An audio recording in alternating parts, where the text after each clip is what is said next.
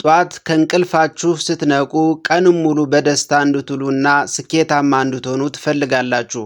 ነገር ግን ሳታውቁት የምትሰሩት አንድ ትንሽ ስህተት ቀናችሁን ታበላሻለች። ታዋቂው ፈላስፋ ማርክ በአንድ ወቅት እንዲህ ብሎ ነበር፣ ጧት ስትነቃ ሕያው መሆን ማሰብ፣ መደሰትና መውደድ ምንኛ ታላቅ ዕድል እንደሆነ አስብ።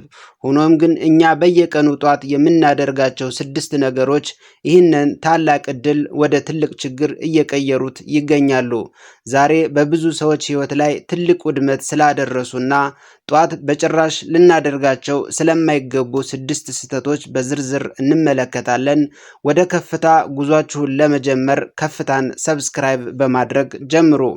ከነዚህ ውስጥ በአንደኝነት ደረጃ የምናገኘው ስልካችሁን ወዲያውኑ መነካካት ወይም ደግሞ በጧት በማህበራዊ ሚዲያ መጠመድ ነው። አብዛኛዎቻችን አይናችን ከመከፈቱ በፊት እጃችን የሚዘረጋው ወደ ስልካችን ነው። ፌስቡክ፣ ቲክቶክ፣ ቴሌግራም ወይም ደግሞ ኢሜል እንከፍታለን። ይህን ስታደርጉ ለአንጎላችሁ የምትሰጡት መልእክት ምንድን ነው?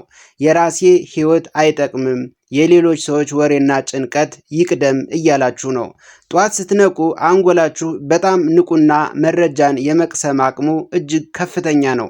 በዚህ ሰዓት መጥፎ ዜና፣ የሌሎች ሰዎችን የደስታ ፎቶ ወይም ደግሞ የቅናት ስሜት የሚፈጥር ወይም የቢሮ ኢሜል ስታዩ አንጎላችሁ ወዲያውኑ የጭንቀት ሆርሞን ወይም ደግሞ ኮርቲሶል ያመርታል።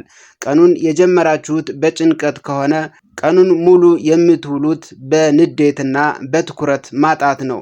ስለዚህ ህግ ቁጥር 1 ጧት ስትነሱ በመጀመሪያ 1 ሰዓት ስልክ በፍጹም አትንኩ። በሁለተኛ ደረጃ የማንቂያ ደወል ወይም ደግሞ አላርም ደጋግሞ ማጥፋት ሲሆን 5 ደቂቃ ብቻ ልጨምር እያሉ አላርሙን ማስተላለፍ ቀላል ይመስላል። ነገር ግን በአንጎላችሁ ላይ ትልቅ ጉዳት እያደረሳችሁ ነው።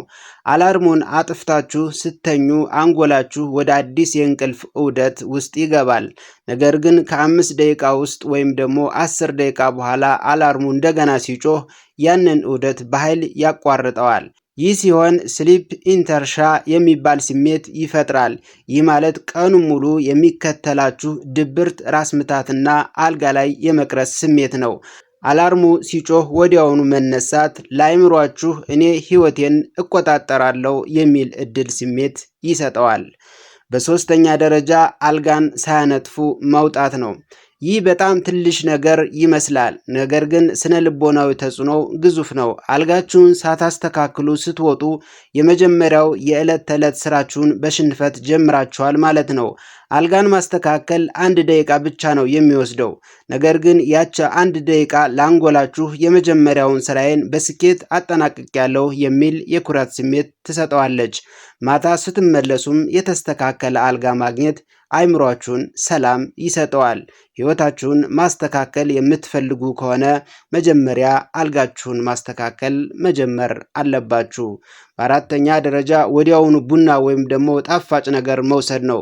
ብዙ ሰው ጧት አይኑን እንደገለጠ ቡና ይጠጣል። ነገር ግን በሳይንስ ደረጃ ጧት ስንነሳ ሰውነታችን ራሱን ለማነቃቃት ኮርቲሶል የተባለ ሆርሞን በተፈጥሮ ያመርታል። በዚህ ሰዓት ካፌን ወደ ሰውነታችን ስናስገባ ሰውነታችን ያንን የተፈጥሮ ሆርሞን ማምረት ያቆማል። በዚህ ምክንያት በቡና ሱሰኛ እንሆናለን።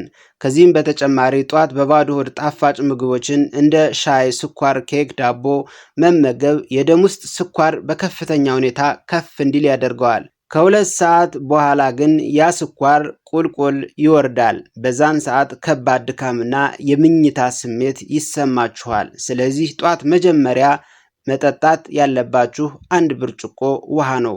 ቡናን ደግሞ ከተነሳችሁ ከ2 ሰዓት በኋላ መጠጣት ይቻላል። በአምስተኛ ደረጃ ቀኑን ያለ ዕቅድ መጀመር ሲሆን ጧት ስትነሱ ዛሬ ምን ልስራ ብላችሁ የምታስቡ ከሆነ ቀኑን ተሸንፋችኋል። ዕቅድ የሌለው ሰው የሌሎችን ሰዎች ዕቅድ ማስፈጸሚያ ይሆናል።